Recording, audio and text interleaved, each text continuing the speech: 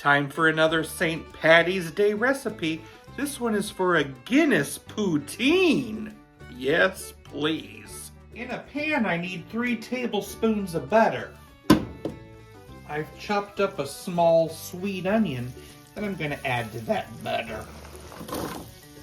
Cook until translucent, about 5 minutes. About a tablespoon of garlic. I'm going to add 3 tablespoons of flour. Mix that in and stir continuously.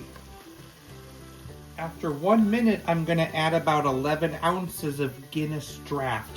This is about 15 ounces, so a little more than half the can. A cup of beef stock, a tablespoon of Dijon mustard, and a half tablespoon of Worcestershire sauce. Stir that together and bring it to a boil. It has boiled and starting to thicken.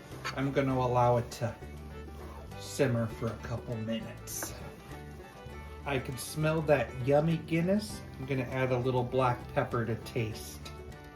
I've cooked up some French fries that I'm going to plate. I'm going to layer it with some cheese curds and some cooked corned beef. More fries. More curds, and a little more corned beef. And then fully cover it in that Guinness gravy. Guinness Poutine. Wow.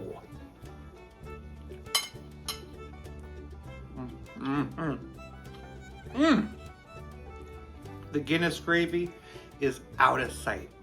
And you know I love cheese curds. It is a perfect dish. I give it a 7.7 out of 10. It's awesome. You know you overdid it on St. Patrick's Day if boiled cabbage smells better than you.